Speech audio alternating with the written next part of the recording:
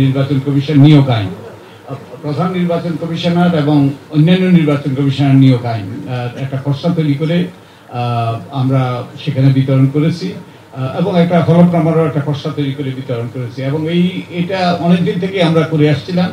আমরা 2022 সালে যখন আইন হয় তার আগে আমরা এই খসড়ারই একটা ওই যে আগের সংস্করণ আমরা তখনকার আইনমন্ত্রীর কাছে আমরা দিয়েছিলাম।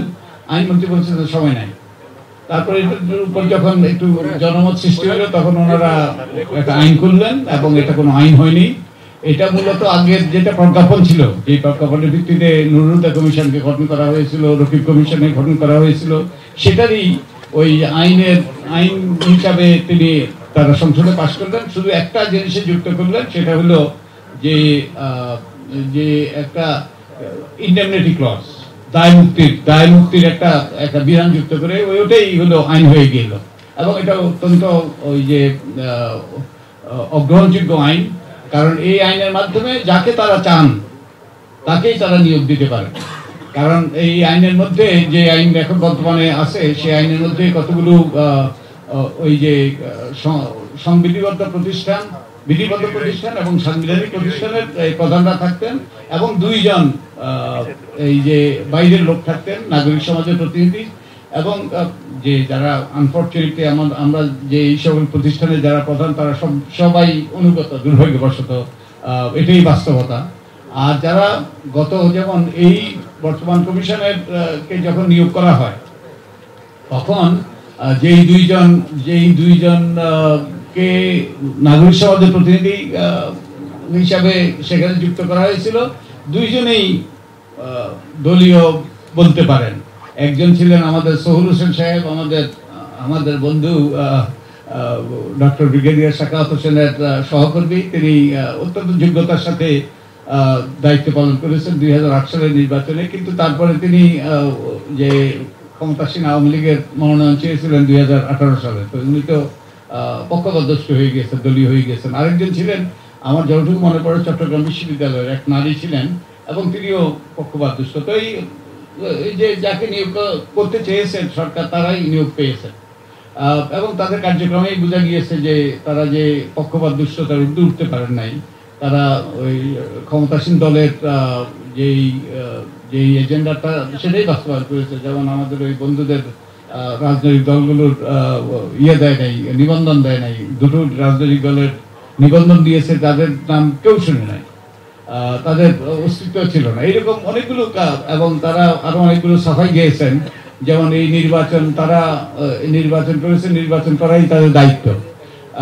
তো তারা তো মনে হয় যেন ওই যে আপার যে এলাকার থেকে আপা এসছেন সে এলাকায় একটা প্রচলিত কথা আছে, দাদা বলছে বানতে ধান, বানতে আসি ও দাদান। গঠন করা ঘুরতে হওয়া উচিত একটা রাজনৈতিক ঐক্যমত্যের ভিত্তিতে, এখানে তাই বলা হয়েছে এবং আমরাও সেটা প্রস্তাব করেছি। আমার এখন সুস্পষ্ট সবকিছু মনে নাই। আমরা যেটা প্রস্তাব করেছি যে 6-7 জনের নিয়ে একটা অনুসন্ধান কমিটি হবে, তার মধ্যে প্রধানমন্ত্রীর একজন প্রতিনিধি থাকবেন, বিরোধী দলের নেত্রীর একজন নেত্রীর একজন প্রতিনিধি থাকবে এবং সংসদের যে 3য় বৃহত্তম দল তাদেরও প্রতিনিধি থাকবে। একই সাথে একজন গণমাধ্যমের প্রতিনিধি থাকবে, একজন নাগরিক সমাজের প্রতিনিধি থাকবে এবং আগের যে যারা থাকবেন তারাই কিন্তু নির্ধারণ করবেন, সরকার নির্ধারণ করবে না যে কারা ওই গণমাধ্যমের এবং নাগরিক সমাজের প্রতিনিধি হবে, যাতে সব মতের সব ওই যে চিন্তা ভাবনার সন্নিবেশন ঘটে, যাতে আমরা আগের মতো ওই যে যাকে ইচ্ছা আমরা তাকে নিয়োগ দিলাম। এবং গত সার্চ কমিটি যখন আমাকে ডেকেছিল, আমি বলেছিলাম আগে আমি আবার বলছি যে পুলিশের হাতে এই রাইফেলগুলো কারা দিয়েছে, কখন দিয়েছে,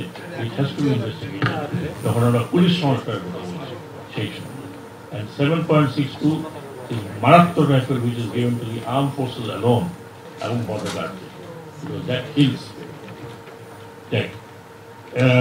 আশা করি পরিষ্কার করেছি এবং টেকনিক্যাল করে জানতে চাই অনেক কথা হয়েছে এগুলো নিয়ে। আমি খুব বেশি কথা বাড়াবো না, সলিড সলিউশন। আমার একটা লেখা কালকে বা পরশু বের হবে আমাদের সময়তে, এবং সেখানে পুরো আমার দেওয়া আছে যে আমার মতামতে হাউ ইট শুড বি। এটা আবার অত অন্য কোনো পত্রিকাও আসতে পারে। সেখানে আমি 3টি স্তরের কথা বলছি, আমি সিলেকশন অফ ইলেকশন কমিশনের কথা বলছি, অনেক কথা বলছি না।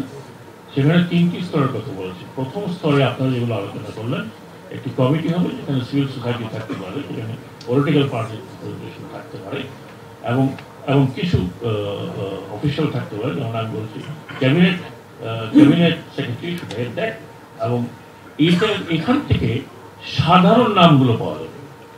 এটা আপনি এখন পেপারে দিয়ে অ্যাডভার্টাইজমেন্ট করে পান, অথবা টেলিভিশন থেকে পান, যেটা বলেছে ধরুন 500-100 নাম আসে বা আপনারা দিন, সেইগুলো কত ক্রাইটেরিয়া, আমি ক্রাইটেরিয়া দিয়েছি, মিনিমাম বছরগুলো ক্রাইটেরিয়া, সেই ক্রাইটেরিয়ার অনুযায়ী তারা লিস্ট বের করবে, এবং তাহলে যদি কোনো মতামত থাকে সেগুলো বাছাই করে সেকেন্ড স্টেজে পাঠাবে। এবং সেকেন্ড স্টেজে আমি একটা মতামত দিয়েছি, কারেক্ট। সেকেন্ড স্টেজে আমি বলেছিলাম যে একজন বিচারপতি, এখন শুনলাম যে বিচারপতিকে না দেওয়ার জন্য, তাহলে রিটায়ার্ড চিফ জাস্টিস উনি হেড করবেন, এবং সেই সাথে বাংলাদেশের যতগুলো কনস্টিটিউশনাল বডি আছে তাদের head, including last chief election commission, যারা এই সেকেন্ড স্টেজে গিয়ে নামগুলো সিলেক্ট করবেন, করে মিনিমাম 4টা হোক 5টা হোক প্রতি অ্যাপয়েন্টমেন্টে 4-5টা নাম দেবেন। এই নামটি যাবে থার্ড স্টেজ। আমি বলেছিলাম যে পার্লামেন্ট যদি থাকে তাহলে পার্লামেন্টের বিজনেস কমিটিতে যাবে। পার্লামেন্ট বিজনেস কমিটিতে কিন্তু প্রধান মন্ত্রী থাকেন এবং অপোজিশন পার্টির প্রধান থাকেন, এবং ওখানে যতগুলো অপোজিশন পার্টি আছে তিনি রিপ্রেজেন্ট করেন ওই আপনার প্রধান অপোজিশন পার্টিতে। তো বিজনেস কমিটিতে যেমন সরকারি দলের লোক থাকবে যতজন, ঠিক ততজন থাকবে opposition. This will be discuss, name will be discuss. এইখান থেকে মিনিমাম দুটো করে নাম এই কমিটি সিলেক্ট করে, তার মানে যে কোনো একজন is fit to become commissioner and chief election commissioner, যাবে রাষ্ট্রপতির কাছে। তার মানে হচ্ছে প্রধানমন্ত্রীর কাছে আর আসতে হবে না। So because প্রধানমন্ত্রী has already seen in the parliament, এবং সেটা রাষ্ট্রপতির কাছে যাবে, রাষ্ট্রপতি সেখান থেকে অপশন আসবে না, তাকে সিলেক্ট করবেন, then the final name is given. এখন এই পর্যায়ের নামগুলো যদি আপনারা মনে করেন পাবলিক হওয়া উচিত, এটা কোনো আপত্তি নেই। আর ক্রাইটেরিয়ার মধ্যে আমি শুধু একটা, যেহেতু একজন সংসদ সদস্য নির্বাচন হওয়ার জন্য কনস্টিটিউশনে যে ক্রাইটেরিয়া আছে সেটা তো থাকবেই, তার সাথে কিছু এডিশনাল রয়েছে। আমি এইজ দিলাম 45, because election commission is purely is a serious administrative matter. এটা শুধু বাংলাদেশে নয়, all over the world serious administrative matter. কারণ আপনি অ্যাডমিনিস্ট্রেটর দিয়ে ইলেকশন করাচ্ছেন, সেটা কমিশনার হোক, ডিসি হোক, পুলিশ হোক, সো ওইটুকু প্রজ্ঞা থাকতে হবে। আমি বলেছি 45, আপনারা যদি মনে করেন 40 ওকে। এবং ক্রাইটেরিয়া যেটা থাকবে সেটা হচ্ছে বাংলাদেশের যে অ্যাডমিনিস্ট্রেটিভ সিস্টেম এবং এটাকে পরিচালনা করার মতো দক্ষতা থাকে। অফকোর্স নিউট্রালিটির তো প্রশ্নই আসে না, নিউট্রালিটি থাকতেই হবে। somebody has to be seen neutral and has to act as neutral. কাজেই ওইটা তো আছেই, ওটা আমি উদ্যোগ করলাম। তার ওই দক্ষতাটুকু থাকতে হবে যে তিনি মাঠের প্রশাসনগুলোকে হ্যান্ডেল করতে পারেন। Whatever you may do, এই যেই সিস্টেম আমাদের আছে এই সিস্টেমের বেরোতে পারি না। আমি বারবার লিখেছিলাম যে আমাদের এখন ডিস্ট্রিক্ট লেভেলে, উপজেলা লেভেলে, পার্টিকুলার ডিস্ট্রিক্ট লেভেলে ইলেকশন কমিশনের নিজস্ব অফিসার আছে। আমি আউয়াল সাহেবকে বলেছিলাম ভাগাভাগি করেছেন, বড় বড় ডিস্ট্রিক্টগুলো সেখানে ভাগ করে দেন, নিজের অফিসার রাখেন এবং অ্যাডমিনিস্ট্রেটিভ অফিসার রাখেন, দেখেন ব্যাপারটা কী হয়। কিন্তু উনি কোনো কারণে বললেন, আমি এটাই চিন্তা করতেন, লাস্টে পারলেন না। কেন পারলেন না সেটা উনি বলতে পারবেন। তো ওই আমি যদি আপনারা আমার আর্টিকেলটা যদি চোখে পড়ে একটু দেখবেন, আমার মতামত, দ্যাটস নট স্যাক্রোসান্ট যে এটাই হতে হবে। বেশ কিছু ক্রাইটেরিয়া আমি দিয়েছি যে কেমন লোক হতে হবে, তো সেগুলো আছে, সেগুলো ডিটেলে বলতে যাচ্ছে না, কারণ অলরেডি টাইম হয়ে গেছে। আপনারা নিশ্চয়ই ক্ষুধার্ত কখনো এত বছর শোনে না। আমি আরও 2-1 পয়েন্ট ইলেকশন কমিশন সম্বন্ধে বলি। এখানে অনেকগুলো কথা উঠেছে। ইলেকশন কমিশনের বাজেট কিন্তু সেপারেট, বাজেট। এই বাজেট খরচ করতে হয় এক হেড থেকে আরেক হেড নিতে ইলেকশন কমিশনকে কোনো পারমিশন নিতে হয় না। তার কারণ যে সেক্রেটারিয়েট আমরা যখন ছিলাম, এন্টায়ার সেক্রেটারিয়েটকে স্বাধীন করে ইলেকশন কমিশন নেওয়া হয়েছে। Thank two Badiul Alam Majumdar others ওনাদের মতো লোকের, যে এই কমিশনকে কমিশনের সেক্রেটারিয়েটকে টোটালি সরকার থেকে নিয়ে আসা হয়েছে প্রধানমন্ত্রী অফিস থেকে। এখন পুরোটাই ইলেকশন কমিশনের নিচে, প্রমোশন থেকে শুরু করে পদায়ন থেকে শুরু করে সব। সেকেন্ড হচ্ছে যে ইলেকশন কমিশনে যারা আছে তারা কিন্তু non cadre selected by Bangladesh public service commission. যদিও তাদের একটা দাবি আছে যে নন ক্যাডার নয়, ক্যাডার করা হোক, তো দে আর কিন্তু ইলেকশন কমিশনের ক্যাডার ইনফ্যাক্ট। তো আমিও মনে করি যে শুধু নন ক্যাডার কেন, এখন যে সংকটে আমরা পড়েছি সেখানে আমি তো মনে করি নন ক্যাডারে যারা ভালো অফিসার আছেন তাদেরকে কেন ক্যাডার করতে পারা যায়, যদি প্রয়োজনে একটা ছোট এক্সামিনেশন নিয়ে তাদেরকে ক্যাডারে নিয়ে আসে। কারণ এখন যে অবস্থা আমরা দেখছি এখানে বেশ সংকট আছে। আরেকটি কথা যেটা আমি বলতে চাই, ইলেকশন কমিশন কিন্তু completely independent in Bangladesh as per the constitution and as per the act. এখন আমি ইন্ডিপেন্ডেন্ট যদি হয়ে সেই ইন্ডিপেন্ডেন্স আমি ভোগ না করি, প্র্যাকটিস না করি, আমি আমার মাথা যদি রেলওয়ে লাইনের নিচে দিয়ে দিই, আল্লাহ তো আমাকে বুদ্ধি দিয়েছে, সেটা তো ইলেকশন কমিশন দোষ না। আমার কম্পারেটিভ স্টাডি আছে এর উপরে, আমার 3টা বই আছে।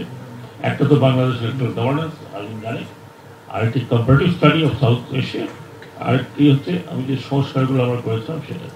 3টা বই আছে, পাবলিশ বাই পুনরায় পাবলিশ বাই প্রথমা। সেইখানে আমি একটা কম্পারেটিভ স্টাডি দেখেছি সাবকন্টিনেন্টে Bangladesh election commission is the most powerful as per আইন।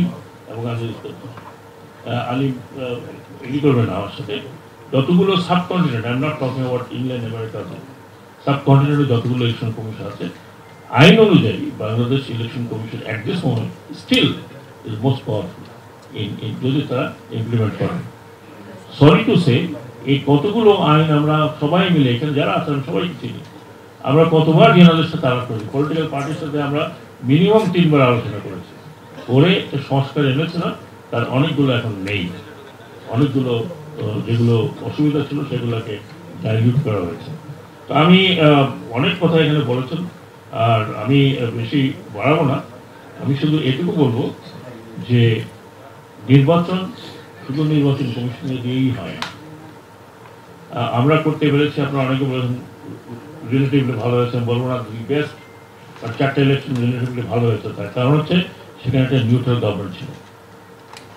It's fact, any political party যখনই আসে, আপনি যতই বলেন বাংলাদেশে কালকে যে আমরা যত করে যাবো তারপরে যে এটা ওইভাবে থাকবে এরকম তো গ্যারান্টি কোথাও নাই।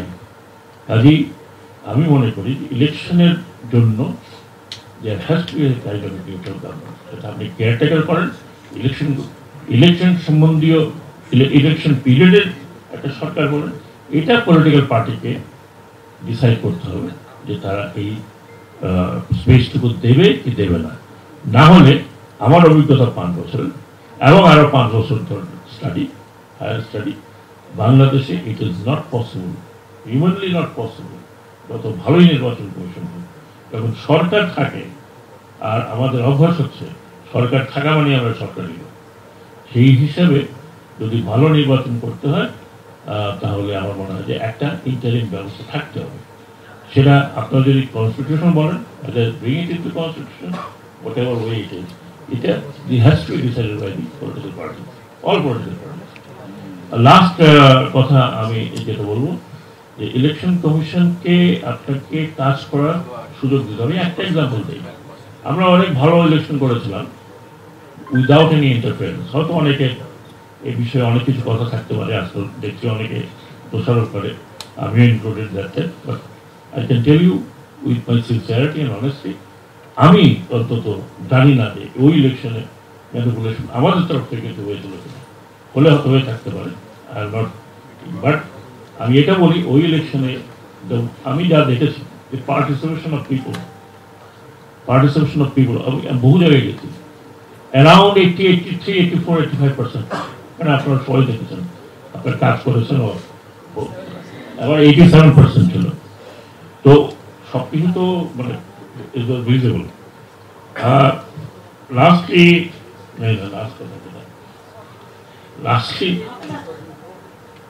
না, আপনারা আমি জানি না, অনেক সময় হয়ে গেছে তো, অনেক সবকিছু কথা বলা হয়ে গেছে। আমি লাস্টলি এটা বলবো যে এগেইন আপনারা যদি আমার কথা মনে করি তাহলে আমি বলি যে election commission selection is the most important issue, most important issue. যদিও আমিও পার্টিসিপেট করেছিলাম ওই ইলেকশন, অনেক কিছু বলেছিলাম, কেউ কারো কথা শোনে নাই। যা দেখলাম যে তারপর যা হয়েছে, তারপর শুনলাম আরেকটি ইলেকশনের বড় মজা, যখন জিজ্ঞেস করলাম ভাই এনাদের নাম তো কোন শুনে আসছে কি হবে, একজন বললেন নাকি আধ্যাত্মিকভাবে পাওয়া গেছে। তো দিস ইজ হাউ ইট কেম।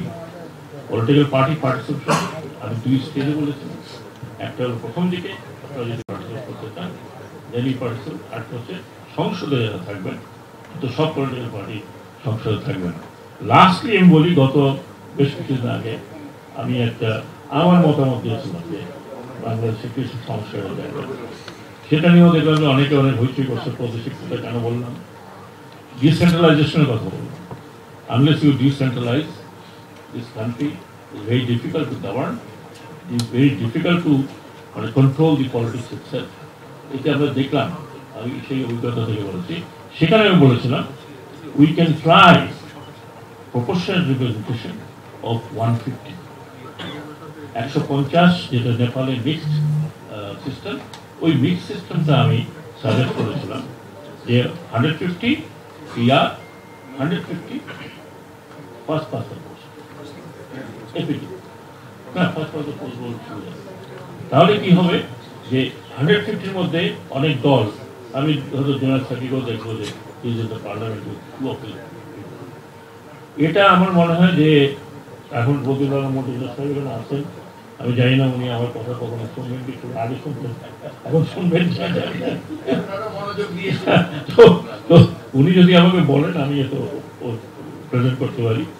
তো আমার মনে হয় কিছু কিছু জায়গাতে আমাদের পরিবর্তন করতে হবে, এবং পরিবর্তনের জন্যই কিন্তু এতগুলো রক্ত ঝরেছে। কেউ পারে না, পেরেছে young people, boys and girls, সাহস তারা দেখিয়েছে। আমরা যুক্ত হয়েছিলাম লাস্টের দিকে, গত 15 বছর তো কথাই বলেছি, কিন্তু লাস্টের দিকে আমরা শুধু আমাদের সেনাবাহিনীকে বলছিলাম please do not kill your own children. And that was the biggest message that now I know. That was the biggest message that made the army made all of a difference. আমি আপনাদেরকে আবার ধন্যবাদ জানাচ্ছি। আমি এখনো emotional হয়ে যাই যখন আমি ওই সিনগুলো চোখ সামনে আসি। থ্যাংক ইউ ভেরি মাচ, আপনাদেরকে অনেক ধন্যবাদ। জনতা, ছাত্র শ্রমিক জনতার গণ অভ্যুত্থানের উপর দাঁড়িয়ে একটি অন্তর্বর্তী সরকার আছে, যারা ফ্যাসিস্ট সরকারের বিরুদ্ধে আন্দোলনে ছিল তাদের প্রত্যেকেই এই সরকারের প্রতি তাদের সমর্থন জানিয়েছে। কাজে এই সরকার দাঁড়িয়ে আছে এই ছাত্র শ্রমিক জনতার গণ অভ্যুত্থানের উপরে এবং এই অংশগ্রহণকারী সমস্ত শক্তির সমর্থনের উপরে। এই কারণে বর্তমান সরকারের অধীনে আমরা যে রাজনৈতিক বন্দোবস্তের কথা বলছি, এটা তো খুবই স্পষ্ট যে বাংলাদেশে বিগত যে রাজনৈতিক বন্দোবস্তটা আছে, যেটা এখনো বিগত হয়নি, সেটা একটা ফ্যাসিস্ট বন্দোবস্ত, এবং এটা দাঁড়িয়ে আছে একটা স্বৈরতান্ত্রিক ক্ষমতা কাঠামোর উপরে, যেটা 72 সালেই তৈরি হয়েছে। এই বন্দোবস্ত যদি বহাল থাকে তাহলে এর মধ্যে গণতন্ত্র চাওয়া সোনার পাথর বাটির মতোই হবে। কাজে এই বন্দোবস্ত বদলাতে হবে, আমাদেরকে একটা গণতান্ত্রিক রাজনৈতিক বন্দোবস্তে যেতে হবে। সেইটা যাওয়ার প্রক্রিয়াটা কি সে নিয়ে আলাপ আলোচনা চলবে। গণতান্ত্রিক প্রক্রিয়ার মধ্যে দিয়েই আমাদের একটা জাতীয় ঐক্যমত্যে পৌঁছাতে হবে। নিশ্চয়ই সব দল একমত পোষণ করেন না, সব ব্যক্তিরাও একমত পোষণ করেন না, কিন্তু কিভাবে আমরা একটা নতুন গণতান্ত্রিক বন্দোবস্তে পৌঁছাতে পারি সেইটার জন্য রাজনৈতিক প্রক্রিয়া দরকার।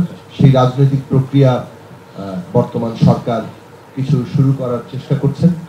আশা করি তারা আরো ব্যাপকভাবে সেটা শুরু করতে পারবেন। এবং ইতিমধ্যেই কতগুলো কমিশন গঠিত হয়েছে। সেই কমিশন রাজনৈতিক দল, শিক্ষার্থী, শ্রেণী পেশার বিভিন্ন স্টেক হোল্ডারদের সাথে আলাপ আলোচনা করবে এবং এই পলিটিক্যাল প্রসেসে সবার অংশগ্রহণের ভিত্তিতে কিভাবে আমাদের সংবিধানের বদল হবে, অর্থাৎ গণতান্ত্রিক সংবিধান হবে, কিভাবে গণতান্ত্রিক নির্বাচনী ব্যবস্থা হবে, এই বিষয়গুলো ঠিক হবে। আমরা মনে করি যে যেহেতু সরকারের উপরে আমাদের সমর্থন এবং আস্থা আমরা এখন পর্যন্ত অব্যাহত আছে, কাজেই এই সরকারের দায়িত্বের মধ্যে পড়ে একটা নির্বাচন কমিশন গঠনের উদ্যোগ নেওয়া এবং সেই নির্বাচন কমিশন গঠনের জন্য তারা সকলের কাছে গ্রহণযোগ্য একটা সার্চ কমিটি করতে পারে, বিভিন্ন অংশের প্রতিনিধিত্ব নিয়ে। এবং এই সার্চ কমিটির কাজ হবে যে রাজনৈতিক দল, শিক্ষার্থী এবং শ্রেণী পেশার মানুষের সাথে আলোচনা করা, তাদের প্রস্তাব গ্রহণ করা এবং তাদের কাছ থেকে গ্রহণযোগ্য ব্যক্তিদের নাম নিয়ে একটা নির্বাচন কমিশনের সম্ভাব্য তালিকা তৈরি করা, সেখান থেকে একটা নির্বাচন কমিশন, এটাকে সিলেক্টিভ বলা চলে, এটাকে ওই অর্থে, যদিও অংশীজনদের মধ্যে থেকে মতামত নেওয়া হচ্ছে, কিন্তু যেহেতু নির্বাচনী প্রক্রিয়া নয়, এটা একটা সিলেকশনের জায়গাতে যাবে। এইটা আমার মনে হয় যে একটা সাময়িক ব্যাপার। বাংলাদেশে এইভাবে নির্বাচন কমিশন নিয়োগের ব্যাপারটি তো স্থায়ী না। আমরা যদি একটা গণতান্ত্রিক ব্যবস্থায় উত্তরিত হই, তখন কিভাবে নির্বাচন কমিশন নিয়োগ হবে, সেটাই একটা রাজনৈতিক বন্দোবস্তের মূল প্রশ্ন। সেই প্রশ্নে আমাদের দলের থেকে, আমাদের জোটের থেকে আমরা দীর্ঘদিন ধরে বলে আসছি যে আমরা মনে করি যে বাংলাদেশের বাস্তবতাটা বাংলাদেশে একটা বিশিষ্ট বাস্তবতা। এই বাস্তবতাটার অন্য কোনো দেশের সাথে খুব বেশি যে মিল পাওয়া যাবে তা নয়। ফলে আমরা অন্য কোনো দেশের পদ্ধতি এখানে অনুসরণ করলেই আমাদের জিনিসটা ঘটে যাবে না। আমাদেরকে আমাদের বাস্তবতা থেকে সিদ্ধান্ত নিতে হবে। এবং আমাদের বাস্তবতায় আমরা দেখতে পাচ্ছি যে কোনো মূল্যে নির্বাচন ব্যবস্থা, নির্বাচন কমিশনার কিংবা তত্ত্বাবধায়ক ব্যবস্থা হলে তত্ত্বাবধায়ক সরকারের প্রধান কে হবে, কাউকে না কাউকে আমার দলের লোক বানাতে হবে এবং তারপরে নির্বাচন ব্যবস্থায় কোনো না কোনো প্রভাব বিস্তার করতে হবে। মানুষ ভোট দিয়ে আমাকে ঠিক করবে, এটা আমি মুখে বলি, কিন্তু বাস্তবে এটার উপর ভরসা করতে চাই না। এটা হচ্ছে আমাদের একটা দীর্ঘদিনের রাজনৈতিক সংস্কৃতি দাঁড়িয়েছে, বিশেষত মেইন স্ট্রিম পার্টিগুলোতে। এমনকি আমরা আসলে যা মুখে কথা বলি তা বাস্তবে কাজে গিয়ে সেটা প্রমাণ করি না। আমরা অনেকগুলো আলোচনা উত্থাপন করছি, কিন্তু প্র্যাকটিক্যালি গিয়ে আমরা চাইবো যে নির্বাচন ব্যবস্থায় কোনো না কোনো ভাবে আমি যাতে ইনফ্লুয়েন্স করতে পারি এবং আমার দখলটা রাখতে পারি। তো সেই জায়গা থেকে ধরুন ব্যক্তিরাও সেই অনুযায়ী হয়ে যায়। যখন একটা পুরো আধিপত্য চলতে থাকে, সেই আধিপত্যের মধ্যে সব ব্যক্তিদেরই অবস্থা এমন দাঁড়ায় যে তুলনামূলকভাবে ভালো মানুষ, সৎ মানুষ, তাদেরও আসলে কিছু করার থাকে না। তো সেই কারণে আমাদের প্রস্তাবের জায়গা ছিল যে রাষ্ট্র ব্যবস্থা যদি, যেটা ঠিক একটু আগে যেটা বলা হয়েছে, যে রাষ্ট্র ব্যবস্থা যদি বদল না ঘটে, আলাদা করে নির্বাচন কমিশন ঠিক হতে পারবে না। একটা নির্বাচন কমিশন, ভালো নির্বাচন কমিশন দেওয়া হলো, তিনি একটা ভালো নির্বাচন আয়োজন করতে পারবেন, এটা একেবারেই অসম্ভব একটা ব্যাপার। ফলে এইবারে যেহেতু রাষ্ট্র ব্যবস্থার আমূল গণতান্ত্রিক রূপান্তরের একটা সম্ভাবনা সৃষ্টি হয়েছে, বাস্তবতা তৈরি হয়েছে, সেইটার সাথে সাথে নির্বাচন কমিশন যখন বদলাবে তখন একটা পরিবর্তন হতে পারে। আমাদের প্রস্তাব হচ্ছে যে সাংবিধানিক কমিশন এর মাধ্যমে নির্বাচন কমিশনের নিয়োগ দিতে হবে এবং এই সাংবিধানিক কমিশনে প্রধানমন্ত্রী, সংসদের প্রধানমন্ত্রী, নির্বাচিত প্রধানমন্ত্রী, নির্বাচিত বিরোধী দলীয় নেতা এবং সুপ্রিম কোর্টের চিফ জাস্টিস, এই তিনজন অথবা তাদের প্রতিনিধিত্বের মাধ্যমে এখানে একটা কনস্টিটিউশনাল কমিশন গঠিত হবে, যে কনস্টিটিউশনাল কমিশন এই ইলেকশন কমিশনের অ্যাপয়েন্টমেন্ট দেবে। বিভিন্ন দেশে বিভিন্ন রকম উদাহরণ আছে, এই ধরনের উদাহরণ আছে, ইংল্যান্ডের উদাহরণ আছে, সেখানে সরকার বিরোধী দলের ইয়ে থাকে, সেখানে স্পিকার নেতৃত্বে থাকে। কিন্তু ভারতের সম্প্রতি সুপ্রিম কোর্ট এই আদেশ দিয়েছেন, এটা তাদের দেশে একটা আন্দোলনের মধ্যে দিয়ে এই ধরনের কাঠামো তৈরি হয়েছিল, কিন্তু সুপ্রিম কোর্টের আদেশ অমান্য করে ভারতের বিজেপি সরকার সেখানে তিনজন প্রতিনিধি সরকার, বিরোধী দল এবং চিফ জাস্টিসকে বাদ দিয়ে সেখানে সরকারি দলের দুজন প্রতিনিধি বিধান করে তারা আইন পাশ করেছে। এখন এই ধরনের কাজ, এই যে স্বৈরাচারী কাজকর্ম তো বিভিন্ন দেশেই আছে, বাংলাদেশেও সেটার যে মানে হয়েছে, আমাদের অভিজ্ঞতা তাই।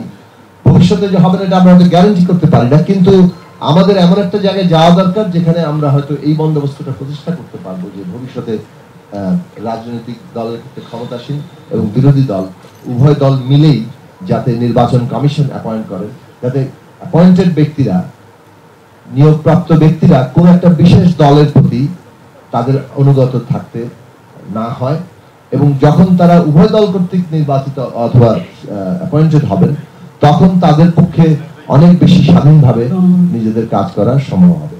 আর নির্বাচন ব্যবস্থার মধ্যে আরেকটা গুরুত্বপূর্ণ বিষয়, আমরা এটা অনেকদিন দাবি করেছি যে পুরো ইলেকশন কমিশন একটা ইন্ডিপেন্ডেন্ট বডি হওয়া উচিত। এই যে আমলাতন্ত্র থেকে এনে সেখানে নির্বাচনের সচিব নির্ধারণ করা হয়, ওইটা আরেকটা বড় জায়গা যেটার মধ্যে দিয়ে কন্ট্রোলটা হয়। ফলে ওই নির্বাচন কমিশনের সচিবালয়টাই সম্পূর্ণ আলাদা নিয়োগ প্রক্রিয়া, আলাদা ব্যক্তিবর্গ দ্বারা হওয়া দরকার সারা দেশে। সেটা আরেকটা বিষয় হচ্ছে যে নির্বাচনের প্রক্রিয়াটা কিভাবে হবে, পেশি শক্তি, অর্থ, নানা ধরনের যে নির্বাচনী প্রচারণার ক্ষেত্রে মানে এমনকি সাম্প্রদায়িকতার ব্যবহার চলে, সেই সব বিষয়গুলো একটা গুরুত্বপূর্ণ বিষয়। নির্বাচনকে সত্যিকার অর্থে জনগণের ভোটের উপর নির্ভরশীল একটা ব্যবস্থা হিসাবে দাঁড় করাতে হলে, তো সেই জায়গা থেকে আমার মনে হয় যে এই আলোচনাগুলো গুরুত্বপূর্ণ অংশ একটা নির্বাচন ব্যবস্থা ঠিক করার জন্য।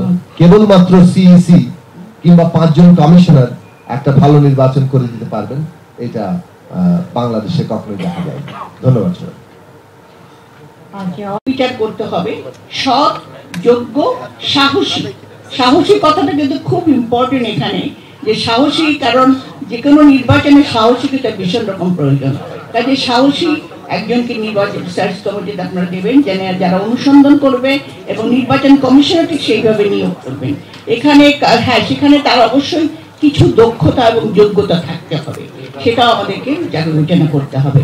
এখানে একটা কথা আমি মনে করি যে এই নির্বাচনটা বর্তমান যে রাজনৈতিক প্রেক্ষাপট, তার মধ্যে আমাদের বর্তমান যে নির্বাচন কমিশন, সেটা কিন্তু যেটা অনেকেই বলেছে যে পরবর্তী নির্বাচন কমিশন হয়তো যারা ক্ষমতায় আসবে তারা, বর্তমান মুহূর্তে আমরা একটা নির্বাচন কমিশনের বর্তমান আন্তর্জাতিক মানে যারা এখন আমাদের আন্তর্জাতিক সরকার আছেন তাদের মাধ্যমে পেতে পারি। কারণ আমরা দেখেছি এখানে সারোয়াত নাহিদ চৌধুরী খুব সুন্দর কথা বলেছেন, আমরা অসম্ভবকে সম্ভব করেছি, সত্যি কথা, অসম্ভবকে তারা সম্ভব করেছে, সেই জন্য তাদেরকে আমরা সবসময় স্যালুট জানাই। কিন্তু সেখানে দেখেন নিরপেক্ষ ব্যক্তিত্ব বলতে আমাদের বাংলাদেশে একটা কথা ছিল, শেখ হাসিনার পর কে আসবে, কিন্তু এসেছেন তো। আমরা প্রফেসর ইউনূসের মতো আমরা একটা প্রধান উপদেষ্টা পেয়েছি, যিনি কিন্তু নিরপেক্ষ, নির্দলীয়, এবং যিনি আমরা মনে করি যে এই অন্তর্বর্তী সরকার যিনি পরিচালনা করছেন এবং তার উপদেষ্টা মণ্ডলী নিয়ে তিনি সুন্দরভাবে বাংলাদেশের বর্তমান প্রেক্ষাপট থেকে উত্তরণ ঘটাতে পারবেন। এখানে আরেকটা কথা আসছে, যেটা হলো যে 2022 সালে যে বিতর্কিত আইন হয়েছে, সেই আইনটা সম্পূর্ণভাবে বাতিল করতে হবে। এটা আমরাও মনে করি এখানে অনেক বিতর্কিত আইন। তারপরে আরেকটা কথা এসেছে, আমি শুধু সংক্ষেপে কথাগুলো বলে সেটার উপর বলছি। এখানে আরেকটা কথা এসেছে যে নির্বাচন পরিচালনা যারা করছেন, নির্বাচন কমিশনে যদি এখানে শত হয়, কিন্তু জেলা উপজেলায় যারা স্টাফ আছে, যে কথাটা রোকসানা খন্দকার বলেছে, তাদেরকে ওই যে পুরনো সেই আমলের ধাঁচে সেইভাবে চলবে না, কারণ ডিসি টিওনোর কিন্তু কিছু করার থাকে না। একটা জেলায় উপজেলায় যখন নির্বাচন আসে তাদের উপর যে কি চাপ সৃষ্টি হয়, এবং সত্যিকার অর্থে বলতে গেলে আপনি সারা বাংলাদেশকে তো নিরপেক্ষ করতে পারবেন না। কাজে সেখানে যদি আপনারা অন্য প্রসেসে, আমরা যদি চিন্তা করি কোনো বিকল্প কোনো প্রসেসে নির্বাচন যারা পরিচালনা করবে তাদেরকে নিয়োগ দিতে পারি, তাহলে সেটা ভালো হয়।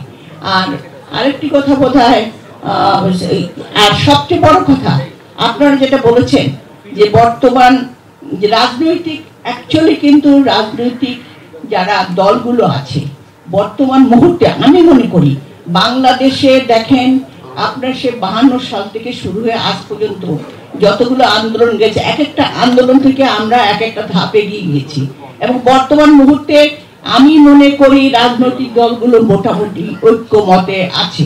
কাজেই রাজনৈতিক দলগুলোর কাছ থেকে নাম নেওয়া এটা আমি মনে করি কঠিন কিছু না।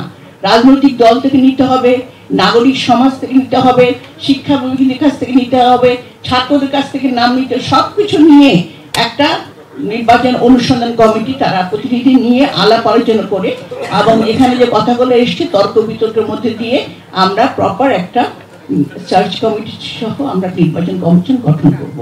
এটাই গেল আমার মোট বক্তব্য। এটাই। হ্যাঁ, আমাদের যে রাজনৈতিক কালচার, সত্যি কথা বলতে বাংলাদেশের প্রেক্ষাপটে দেশে নির্বাচন কমিশন হওয়া উচিত, সংস্কারও সেইভাবে হওয়া উচিত। আজকে রাষ্ট্র সংস্কারের কথা আসছে, যেটা আমরা অনেকদিন ধরে চিন্তা করছি, সেই রাষ্ট্র সংস্কার তো একদিনই হয় না। এটার জন্য আল্লাহ আমাদেরকে দিয়েছেন। বাংলাদেশের 53 বছরের মধ্যে এখানে আলোচনা হয়েছে, আমরা মাঝখানে 17 বছর এক ধরনের নির্বাচনের অভিজ্ঞতা অর্জন করেছি, 91 থেকে 2008 সাল পর্যন্ত। এর আগের 20 বছর এবং পরের 16 বছর, এই 36 বছরের আমাদের আরেকটি অভিজ্ঞতা আছে। এই মাঝখানের যে 17 বছরের অভিজ্ঞতা, এখানেও কিছু ত্রুটি বিচ্যুতি, প্রশ্ন, পর্যালোচনা এবং মন্তব্য রয়েছে। এরপরেও এই 17 বছরে মানুষ ভোট দেওয়ার, ভোট কেন্দ্রে যাওয়ার এবং নির্বাচনে অংশগ্রহণ করার একটা সুযোগ পেয়েছিল। সে সময় কিন্তু সার্চ কমিটির মাধ্যমে কোনো নির্বাচন কমিশন গঠিত হয়নি। একটি পরিবেশের কারণেই দেশে এই ধরনের একটি সিচুয়েশন হয়েছিল। সেই পরিবেশটা কেন হয়েছে? 91-এ যদি আমরা যাই, সকল রাজনৈতিক দল ঐক্যমত্য হয়েছিলেন একটি সিস্টেমের ব্যাপারে। এই সিস্টেমটি বাংলাদেশে একটি নিরপেক্ষ নির্বাচনের ব্যবস্থা করেছিল। আমি মনে করি যে একটি নির্বাচনের সাথে 3টি বিষয় জড়িত: নির্বাচন কমিশন, সরকার এবং রাজনৈতিক দল। আর সবচেয়ে বড় শক্তি হলো জনগণ, এবং জনগণ যে বড় শক্তি, এটি এবার প্রমাণিত হয়েছে। সবকিছুই ব্যর্থ হয়ে গেছে, সকল শক্তি নিঃশেষ হয়ে গেছে জনগণের সামনে, ছাত্র জনতার সামনে।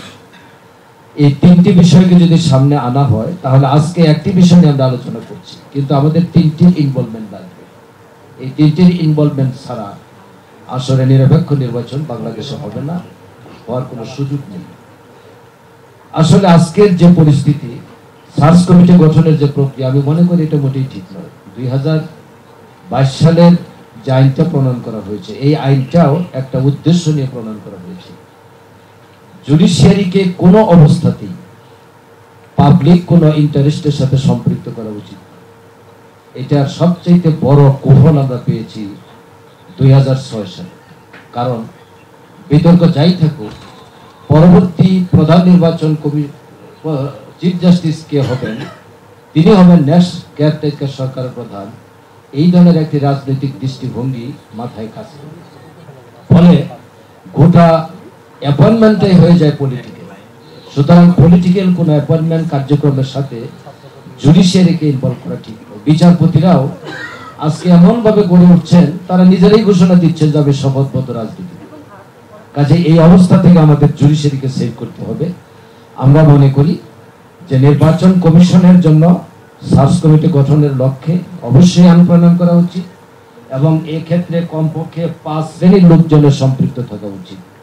নাম্বার 1 হচ্ছে যারা জাতির জাগ্রত বিবেক, মিডিয়া ব্যক্তিত্ব তথা সাংবাদিক, যে কথা আসছে সেটা। দ্বিতীয় হচ্ছে যারা দেশের শিক্ষাবিদ, বিভিন্ন শিক্ষা প্রতিষ্ঠানের সাথে জড়িত, তারা সমাজ সম্পর্কে, দেশ এবং রাষ্ট্র সম্পর্কে ওয়াকিবহাল, তারাও এখানে সম্পৃক্ত হতে পারেন। অবশ্যই রাজনৈতিক দলসমূহের সম্পৃক্ততা, কারণ তাদেরই সবচেয়ে বেশি এখানে ইনভলভমেন্ট প্রয়োজন।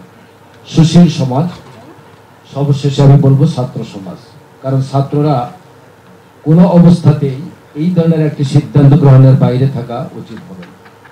এরপরে আমি বলতে চাই যে দেশে রাজনৈতিক সংস্কৃতির পরিবর্তনের দিকে আমাদের ধাবিত হতে হবে। ক্ষমতায় থাকার, ক্ষমতায় যাওয়ার যে প্রবণতা, এই প্রবণতা যদি বন্ধ না হয়, তাহলে আসলে নির্বাচন আমরা কিছুতেই অর্থবহ করতে পারব।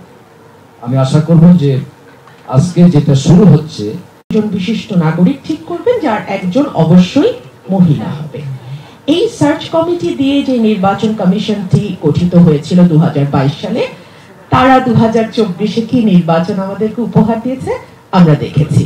সার্চ কমিটি নিয়ে অনেকগুলো কথা হতে পারে। আমরা একটা কথাই বলেছিলাম যে যদি 5 জন ফেরেশতাকে নির্বাচন কমিশনার হিসেবে বসানো হয়, তাহলেও একটি সুষ্ঠু নির্বাচন সম্ভব নয় যদি না সরকার, দল এবং রাজনৈতিক কর্মী যারা আছেন তারা সুষ্ঠু নির্বাচন চান। যাই হোক, আমাদেরকে আজকে খুবই লিমিটেড আলোচনা করতে হবে। সার্চ কমিটি গঠনের ব্যাপারে আমি এটুকুই বলতে চাই, যেহেতু এই পজিশনগুলোতে, এই সাংবিধানিক পদগুলোতে যখন যেই সরকার ক্ষমতায় আসে, যেই দল ক্ষমতায় আসে, তারা আপ্রাণ চেষ্টা করে তাদের নিজেদের লোকদেরকে পদায়ন করতে। সুতরাং আমরা মনে হয় যদি আমরা ওপেন করে দিই সার্চ কমিটিটা, যে রাজনৈতিক দলগুলো নাম দেখ, তাদের মধ্যে কোন দল কাদেরকে নাম দিচ্ছে সেই নামগুলো পাবলিক করা হোক, সেগুলোর উপরে এই ধরনের গোল টেবিল আলোচনার আয়োজন করা হোক, তাদের পক্ষে বিপক্ষে বিতর্ক হোক, তারপরে সেখান থেকে নাম নিয়ে আমরা সার্চ কমিটি গঠন করব। সার্চ কমিটি গঠনের পরে আবারও আসছে যে ইলেকশন কমিশনার কারা হবেন, সার্চ কমিটি কাদেরকে ইলেকশন কমিশনার হিসেবে বসাবেন, সেখানেও আমি আবারও ফিরে যাব রাজনৈতিক দলগুলোর কাছে, বিকজ তারা সবচেয়ে বড় স্টেক হোল্ডার। তাদের অনেক রকম দোষ আছে, সেটা নিয়ে আলোচনা করব পরে, কিন্তু তারাই সবচেয়ে বড় স্টেক হোল্ডার এবং দেশের মানুষ। সুতরাং আবারও আমরা ফিরে যাব সেই রাজনৈতিক দলগুলোর কাছে, সেখান থেকে নাম আসুক ইলেকশন কমিশন হিসেবে তারা কাদেরকে দেখতে চান। সেই নামগুলো বিএনপি কাদের নাম দিচ্ছে, আওয়ামী লীগ কাদের নাম দিচ্ছে, জামাত কাদের নাম দিচ্ছে, জাতীয় পার্টি কাদের নাম দিচ্ছে, অন্যান্য যে রাজনৈতিক দলগুলো আছে তারা কাদের নাম দিচ্ছে, একেবারেই পরিষ্কার, ট্রান্সপারেন্ট, স্বচ্ছ হোক। সেই নামগুলোর উপরে আবারও বিতর্ক হবে, আলোচনা হবে, তাদের ব্যাপারে পক্ষে বিপক্ষে মত যাবে, সেখান থেকে ঠিক হবে। সুতরাং আমরা যেন পরিষ্কার বুঝতে পারি যে কিভাবে একটা কমিশন গঠিত হলো।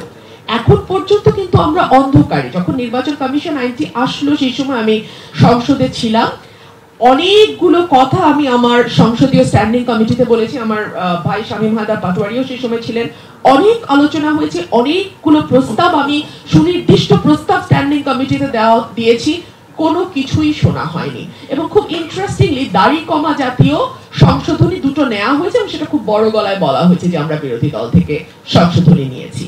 আর রাজনৈতিক দলগুলোর ব্যাপারে আসলে একটা কথা না বললেই না, সেটা হচ্ছে যে আমরা একেবারে নিশ্চিহ্ন না হয়ে যাওয়া পর্যন্ত কিছুতেই ক্ষমতার চেয়ারটা ছাড়তে চাই না, এবং এটা ছাড়তে চাই না বলেই চিফ জাস্টিস থেকে শুরু করে একেবারে ইউএনও পর্যন্ত সব আমার হতে হবে, আমার নিজের হতে হবে, এবং এমন হতে হবে যাতে আমি যা চাই, যেভাবে চাই, যখন চাই, যে প্রক্রিয়ায় চাই, এক্স্যাক্টলি ওইটাই ইমপ্লিমেন্ট করতে হবে। আমি আজকে খুব মাইনিউটলি লক্ষ্য করছিলাম, আমি দেখছিলাম আজকে কিন্তু আওয়ামী লীগের কোনো রিপ্রেজেন্টেটিভ এখানে নাই, কিন্তু গত 1.5 মাস আগেও আওয়ামী লীগ ছাড়া আসলে কিছুই আমরা চোখে দেখি নাই।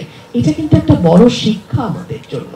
কিন্তু আনফরচুনেটলি আমাদের চেয়ারটাতেই সম্ভবত কোনো সমস্যা আছে, যে কারণে যাই হোক না কেন এই শিক্ষাটা আমরা আসলে কেউই নেই না। ধন্যবাদ।